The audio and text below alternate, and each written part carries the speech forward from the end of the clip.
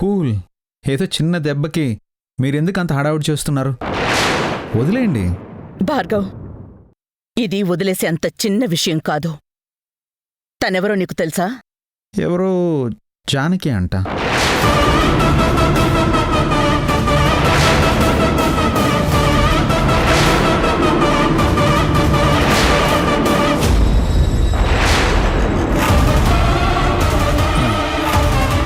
తన పిల్లలతో ఆడుకుంటుంది. అది చూసి నాకు ముచ్చటనిపించి ఫొటోస్ తీశాను. అదేదో నేను తప్పు చేశాననుకుని తను పొరపాటు పడినట్టుంది. దాన్నేమంత సీరియస్గా తీసుకోకండి. ఇది కూడా ఆ మహాతల్లి పనేనా? చూసావా మమ్మీ, ఆ జానికి ఇదే పని అయిపోయింది. మన ఇంటి విషయాల్లో ఏదో కలజట సృష్టించడమే తన పనిగా పెట్టుకుంది. ఆ రోజు నీ నూళ్ళో అడుగు పెట్టినప్పుడు నన్ను అవమానపాలు చేసింది. ఈ రోజు బావ అడుగు పెట్టినప్పుడు ఏకంగా బావ రక్తం కళ్ళు చూసింది. దాన్ని అంత తేలిక వదలకూడదు మమ్మీ. వెంటనే ధర్మపీఠం దగ్గరికి పిలిపించి 100 కొరడా దెబ్బలైనా శిక్ష విధించాలి. ఇంకోసారి ఇలా చేయాలి అంటే ఊర్లో అందరికీ వణుకు పుట్టాలి. అవును, ఆడపిల్ల కదా అని చూస్తూ ఊరుకోవాల్సిన అవసరం లేదు. తప్పు చేసిన వాళ్ళ తాట తీయాల్సిందే.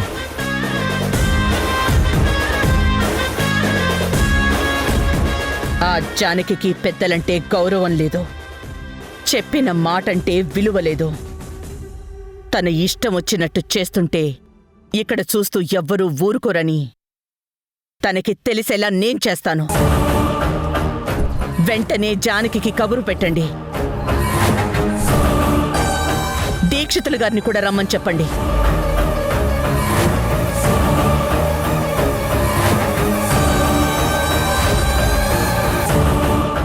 ఏంటి రుద్రాణి, దీక్షితులు గారెందుకు? ఈ జానకి ఎవరో కాదమ్మా, దీక్షితులు గారి కూతురు.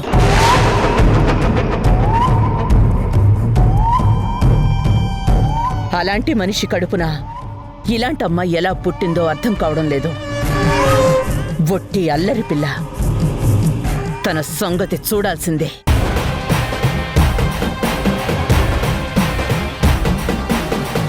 ఏంటత్తా ఇది? చెప్పాను కదా తప్పు నాదేనని. పల్లెటూరు వచ్చినప్పుడు ఎలా ఉండాలో ముందు నేను తెలుసుకోవాల్సిందే. ఈ విషయంలో తన మీద నాకే కోపం లేదు. ఆడపిల్ల అంటే అలానే ఉండాలి. దయచేసి దీన్ని ఇంతటితో వదిలేసేయండి. వదిలేయాల్సిన అవసరం లేదు, బుద్ధి చెప్పి తీరాల్సిందే. మావయ్య, ఇప్పుడు తన్ని ధర్మపీఠం దగ్గరికి పిలిపించి శిక్ష వేయిస్తే అది నాకు అవమానం. నన్ను అవమానించే పనులు ఎవరు చేయకండి ప్లీజ్. పట్టుకోరా.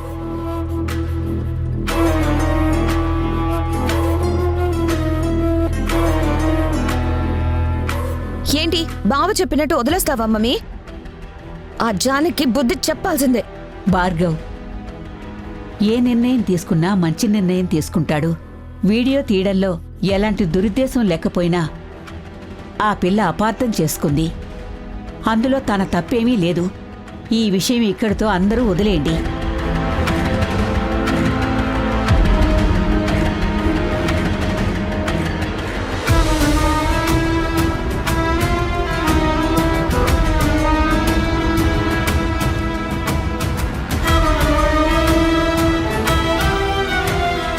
ఈ ఒక్క విషయం చాలు. జానకితో ఎలా ఆడుకుంటానో మీరే చూడండి. అక్కడ జానకి బుద్ధి చెప్పాలి, ఇక్కడ నీ భావాన్ని కొంగు పట్టుకుని తిరిగేలా మార్చుకోవాలి. బొబ్బిలి పులిని చుట్టూ తిరిగే పిల్లిలా మారాలమ్మా. దానికి నువ్వే నాంది పలకాలి. చేస్తాను బాబాయ్, మీ మాట నేను నిలబెడతాను.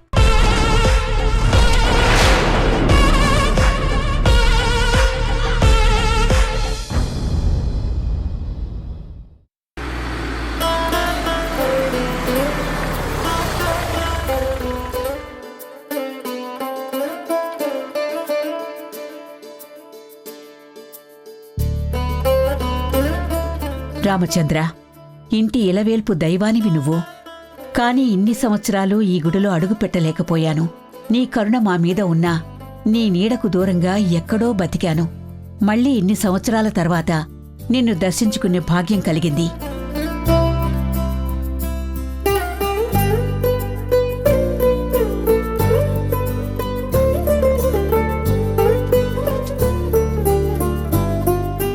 దీర్ఘాయుష్మాన్ భవ, దీర్ఘాయుష్మాన్ భవ.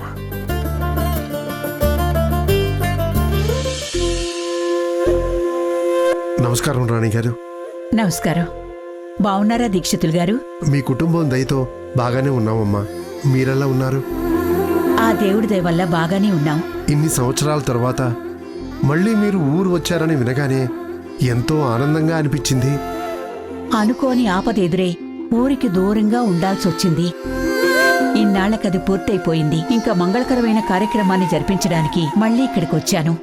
మీ మాటల్లో మర్మాన్ని అర్థం చేసుకోగలమా? అంతా ఆ రాముడి దయ. ఆయన అనుకున్నదే జరుగుతుంది. అమ్మమ్మా, అమ్మమ్మా, అమ్మమ్మా. ఏమండి, మీరు మా అమ్మమ్మని చూసారా? అదేంటమ్మగారు మీరు నన్ను అలా పిలుస్తున్నారు? నా పేరు లక్ష్మి. లక్ష్మి అని పిలవండి. మీరు నన్ను అలా పిలవడం రుద్రాని అమ్మగారు చూసారంటే నా కాళ్ళు విరిచి పొయ్యిలో పెట్టేస్తారు. సరే లక్ష్మి, నువ్వు మా అమ్మమ్మని చూసావా? లేదమ్మగారు, పొద్దున్నుంచి పెద్దమ్మగారు నాకెక్కడా కనిపించలేదు. అవునా? మ్మ్. సరే. అమ్మమ్మా, అమ్మమ్మా. కుముదా, అమ్మమ్మని ఏమన్నా చూసావా? నాకెక్కడ కనిపించలేదు. ఇంట్లో ఉంటే కదా కనిపించడానికి. ఎక్కడికి వెళ్ళింది? ఏం లేదు, చాలా సంవత్సరాల తర్వాత ఈ ఊరికి వచ్చాను కదా, గుడికెళ్ళి పూజ చేయించుకొని వస్తానని ఇందాకే వెళ్ళింది. అవునా? పిలిస్తే నేను వెళ్ళేదాన్ని కదా. వచ్చాక అడుగు, సమాధానం ఆవిడే చెప్తుంది. కుముదా, నేను గుడికి వెళ్తాను. కొంచెం నాకు సాయంగా వస్తావా? నాకంత ఇంట్రెస్ట్ లేదు. నీకు కావాలంటే నువ్వు వెళ్ళు. ఇక్కడ గుడి ఎక్కడుందో నాకు తెలియదు కదా. ఊళ్ళోకెళ్ళి రామాలయం ఎక్కడా అని అడుగు, ఎవరైనా చెప్తారు, లేదా తీసుకెళ్లి చూపిస్తారు.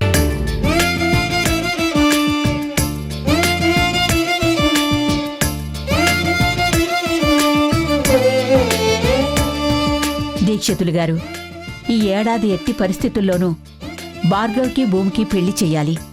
అందుకే ఈ ఊరొచ్చాను.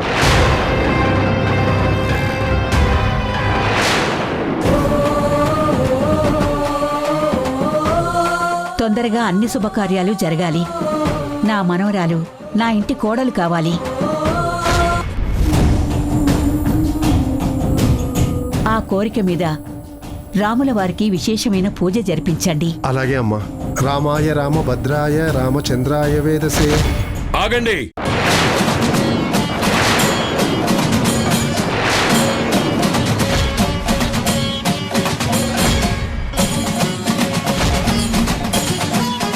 ఆవిడ మనవరాలు కాదు దీక్షితులు గారు, నా కూతురు.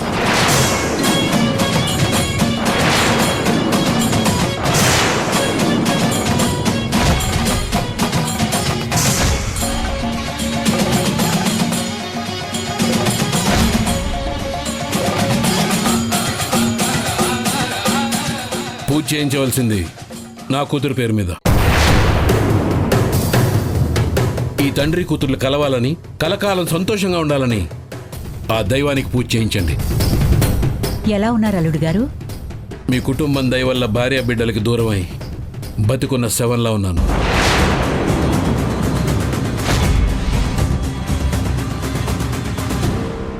అవే మాటలు బాబు, మీరు మా ఇంటి అల్లుడు. ఆ దైవం చిన్న చూపు చూసి దక్షిణ తీసుకువెళ్ళిపోయినా మాతో ఉన్న బంధం తెగిపోతుందా? తెంపుకున్నది మీరే. నా ప్రాణమైన దక్ష పోగానే నా కూతురిని తీసుకెళ్లాలని వస్తే కనీసం గుమ్మంలో కూడా అడుగు పెట్టనివ్వకుండా బయట నుంచే పంపించారు.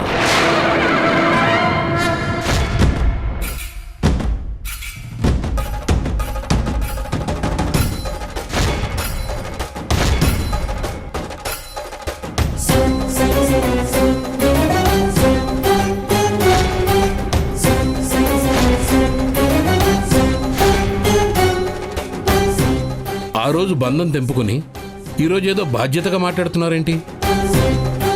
అదేంటి బాబు అలా అంటారు? రాణిగారు ఆ పని ఎందుకు చేశారో ఊరందరికీ తెలుసు కదా. చూడండి దీక్షితులు గారు, మీరు ఆ కుటుంబానికి విధేయులు కాబట్టి వాళ్ళు ఏం చేసినా మీకు గొప్పగానే కనిపిస్తుంది. కానీ నా కూతుర్ని నాకు దూరం చేసిన ఈ ఇంటిని నా ఇల్లు అని చూడలేను. ఆ ఇంటి వాళ్ళని నా వాళ్ళు అని భావించలేను.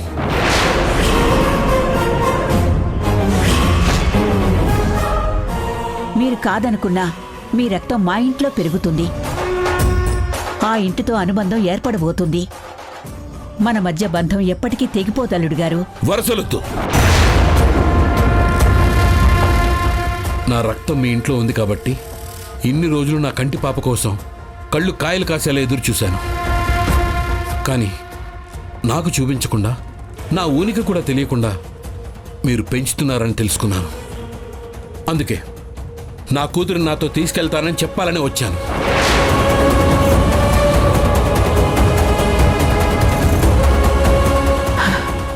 అది జరగని పని. నేను నా కూతురికి మాటిచ్చాను. తనని నా ఇంటి కోడలుగా చేసుకున్నాక, తన మెళ్ళో తాళి పడ్డాక తండ్రిగా మీరొచ్చి అక్షంతలు తప్పకుండా వెదురుగాని. ఆ రోజు పథకం ప్రకారం దక్షని నన్ను దూరం చేశారు.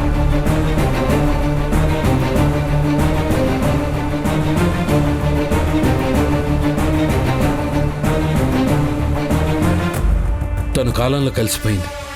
తర్వాత నా కూతుర్ని నా దగ్గర పెంచుకుందాం అనుకుంటే ఆ బంధాన్ని కూడా దూరం చేశారు. మీ కుటుంబాన్ని నేను ఎప్పటికీ క్షమించను. నా కూతుర్ని మీ ఇంట్లో ఉండనివ్వను.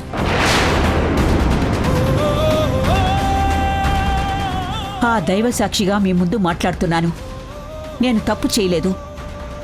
అమ్మగా నా కూతురికి నేను మాటిచ్చాను. దాన్ని వెనక్కి తీసుకునే అవకాశం కూడా లేదు. దక్ష ఈ భూమి మీద లేకపోయినా తనకిచ్చిన మాట ఎప్పటికీ నిలిచే ఉండాలి, నిలబెట్టుకుని తీరాలి. అందుకే నా నిర్ణయంలో మార్పుండదు.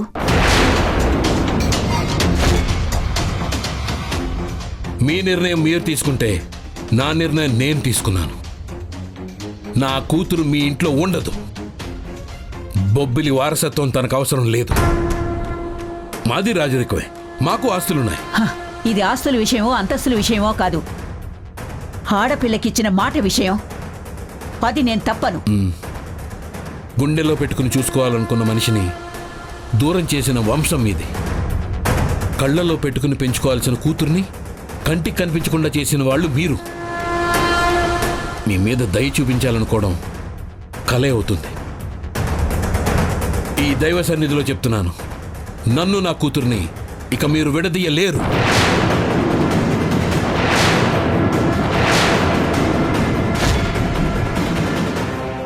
ఏంటి బాబు ఇది?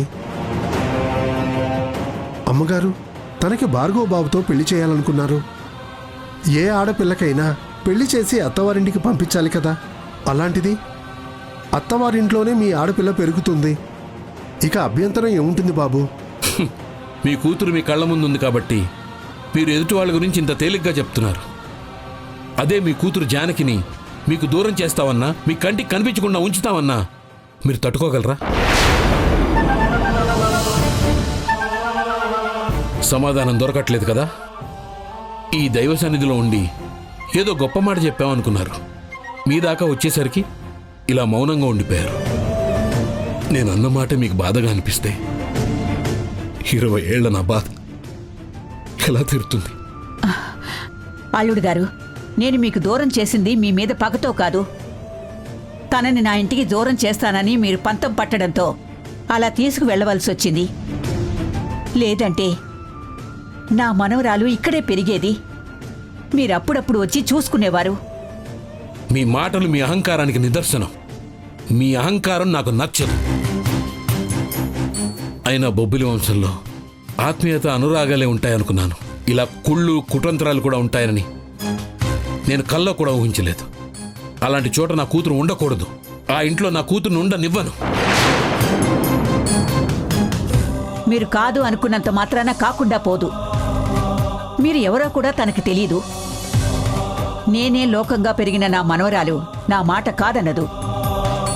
నేను నా కూతురికిచ్చిన మాట కాలగర్భంలో కలిసిపోదు. బాగా చెప్పారు శారదాదేవి గారు. నిజమే, నా కంటికి కనిపించకుండా నా కంటి పాపని 20 సంవత్సరాలు దాచారు.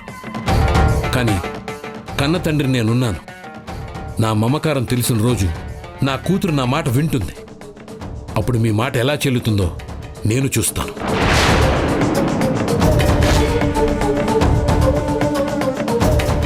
నేను తప్పు చేయలేదు అల్లుడు గారు. న్యాయానికి ప్రతిరూపమైన నా కూతురికి న్యాయబద్ధమైన మాటిచ్చాను. అది అన్యాయం కాదే. ఆ మాట వెనక్కి పోదు.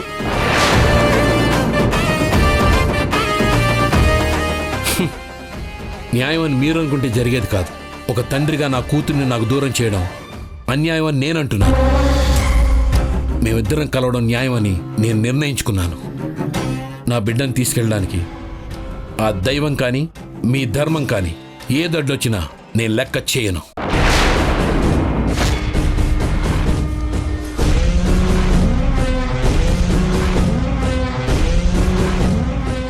చూడండి శారదాదేవి గారు, ఇంటి దగ్గరికి వచ్చి గొడవ పడాల్సిన వాడు ఇలా గుడి దగ్గరికి వచ్చి ఎందుకు మాట్లాడుతున్నాడని మీరు అనుకోవచ్చు. నేను మీ ఇంటి నుంచి బయటకు వస్తున్న రోజు చెప్పాను, మళ్ళీ ఆ గుమ్మంలో కాలు పెట్టను అని. అందుకే నేనేంటో మీకు ఇక్కడ చెప్పాను. నా కూతుర్ని ఆ ఇంటి నుంచి నా ఇంటికి తీసుకెళ్ళి తీరుతాను అనేది మీరు తెలుసుకుంటే మీకే మంచిది.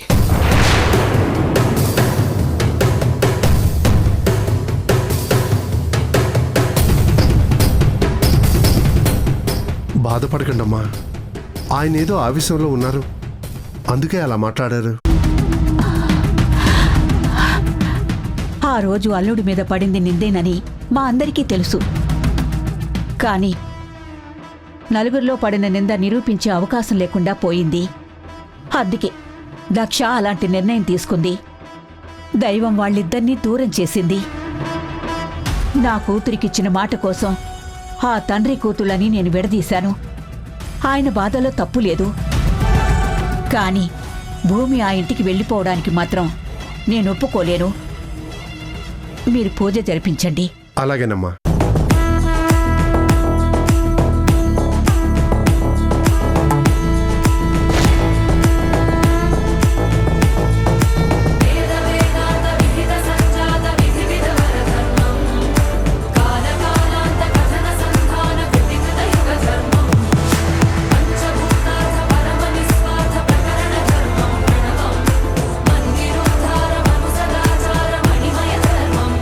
శ్రీరామచంద్ర, ఊళ్ళో అడుగు పెట్టగానే ఉపద్రవం ఎదురైంది.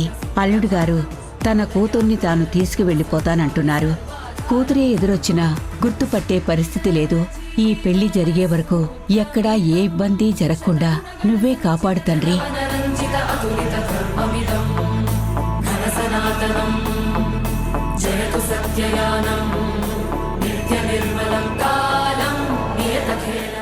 అయ్యో,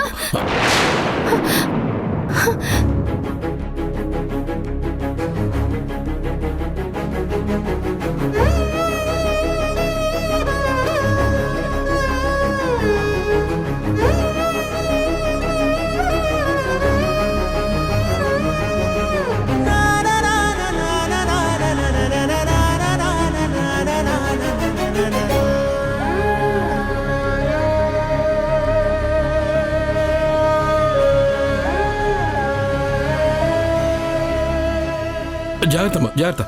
ఏం కాలేదు కదా, జాగ్రత్త. థ్యాంక్స్ అండి. చూసుకోవాలి కదమ్మా. నేను ఈ ఊరికి కొత్త అండి. ఎందుకలా నవ్వుతున్నారు? నిన్ను చూస్తుంటే నా కూతుర్ని చూస్తున్నానా అనిపిస్తుందమ్మా. కానీ ఏమైందండి? కళ్ళారా చూసుకొనివ్వకుండా కొంతమంది చేశారు. అర్థం కాలేదండి. నేను నా గుండెల్లో ఉన్న బాధ గురించి చెప్పానమ్మా.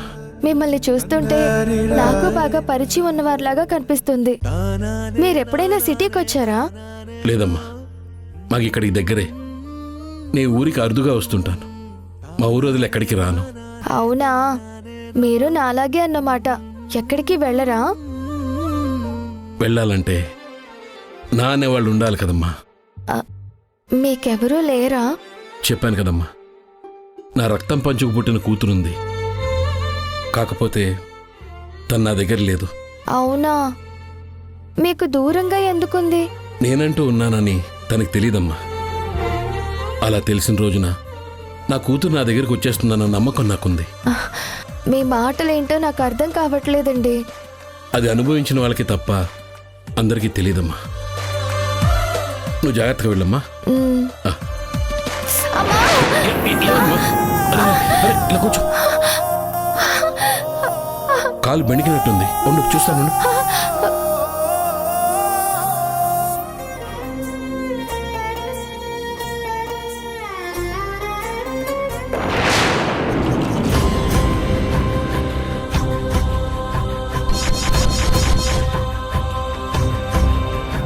ఇది తీసుకెళ్లి కారులో పెట్టు. పర్వాలేదండి, మెల్లిగా వెళ్తాను. ఏంటమ్మా మరి ఇంత మొహమాటం? నువ్వు నా కూతురు లాంటి దానివి. నేను చూస్తాను. భూమి ఇక్కడికి వచ్చిందేంటి? ఆదిత్యకి భూమి తన కూతురని తెలిస్తే ఇక్కడి నుంచి తీసుకెళ్ళిపోతాడు.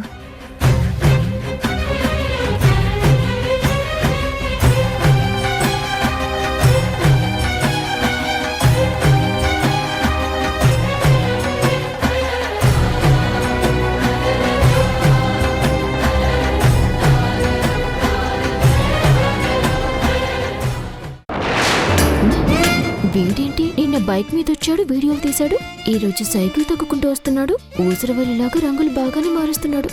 అమ్మో ఈవిడ గారు కంట్లో పడ్డానంటే నా కంట్లో కారం పడినట్టే. అయ్యో బ్రేక్స్ అమ్మా. తప్పుకో బ్రేక్స్.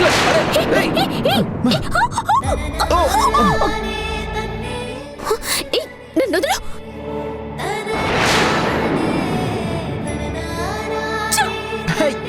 ఒకసారి చేయివ్వండి, నేను పైకి వస్తాను. ఓకే.